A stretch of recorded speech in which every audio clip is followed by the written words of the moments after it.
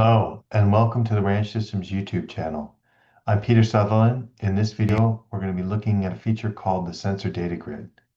What the data grid provides you is another tool for viewing and analyzing your sensor's data.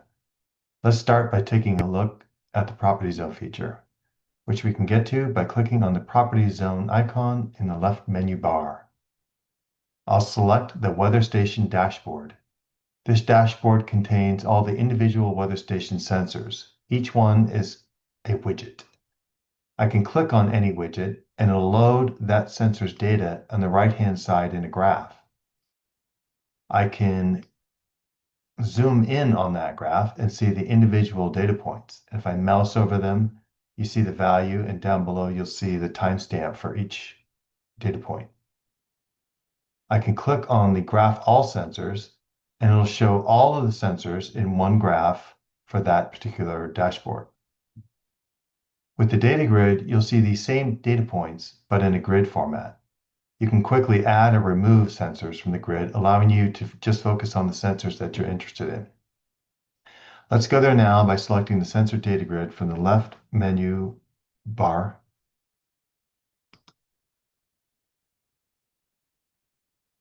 On the left-hand side, you'll see a property dropdown, which allows you to select from the list of properties that you have access to. As you select a property, it will set up the list of units for the unit dropdown. I'll select the unit that we were using up above. This is our development property, so there's quite a few units. Your property probably won't have as many units to look at. This, by default, the grid will load all the sensors that are assigned to a zone. However, maybe we typically only want to view a select subset of them. Let's add a filter to only show the sensors that we're interested in. Next to the unit dropdown, we can click on the filter button. This gives us options to select all sensors, unselect all sensors. I can type in a definition and a description, and look up particular sensors. I can type in a port number and look up a particular sensor. I'm going to select all the sensors that we were looking at above. Pressure, temperature, humidity, wind speed.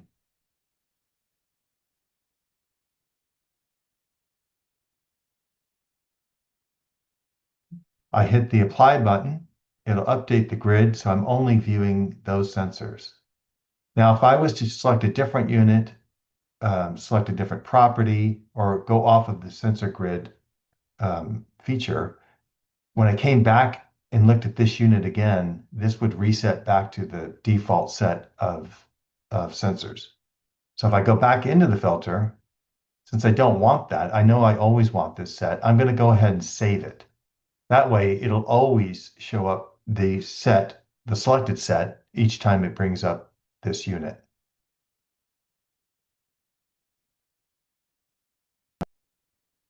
It defaults to show 12 hours worth of data, starting with today's date. So we're going to go back and start from last month, because one of our sensors is the rain gauge, and we haven't had rain for a little while, so I'm going to go back and include that. It will default to 12 hours. We're going to go ahead and change that to 2 weeks. And the time slots will be 15 minutes. What a time slot is how the grid groups each row. Go ahead and apply that. For most sensors, they report every 15 minutes. So one row would be one sensor data point. But this particular unit, it reports every 5 minutes. So if I click on a cell to get the cell details, I'll see that there's actually 3 data points. The one it shows me is the last data point. Now, maybe I don't want to see the last data point. Maybe I want to see the average or the min or the max. So I can go in and I can click on the options, and you'll notice as I mouse over a column, it'll give me that sensor's full name. I can click on a column and I can say I only want to see the maximum, let's say, for the barometric pressure, and apply that. Now you see the little X there, that represents the maximum that we selected for this particular column.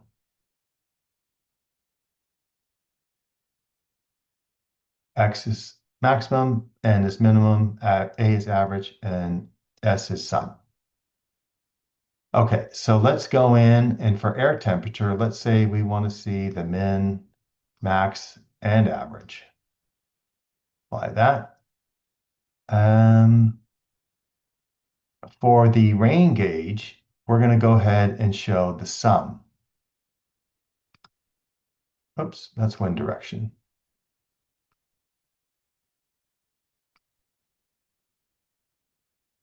And hit apply. These column options are saved when I hit apply. So the next time I come in, it will automatically load those particular options for that column. You notice that we have three different columns now for the air temperature. We have the minimum, the maximum, and the average. Something interesting I can do on the rain gauge, since I'm looking at 15-minute slots, what if I was to change it to 1-hour slots and refresh? Now I'll be looking at the rain totals for each hour starting on the day of our grid start from date. I can click on that cell and I can see all of those data points in that grouping of time slot. So what if I wanted to look at it for 24 hours? Now I can look at the rain totals per day starting on the 15th. So there's lots of ways you can look at the sensor data based on how you want to set up the column options. Once I have everything the way I like it, I can export all of this into a CSV file. Clicking on the export button gives me the option to rename it. And then I click OK, it saves it to my local. One thing to note is the column names will be the full name in the CSV. So this would be barometric pressure. This column would be air temperature. Now, since I have three, it'll be air temperature dash min. And then the next column will be air temperature dash max. And then another column, air temperature dash average.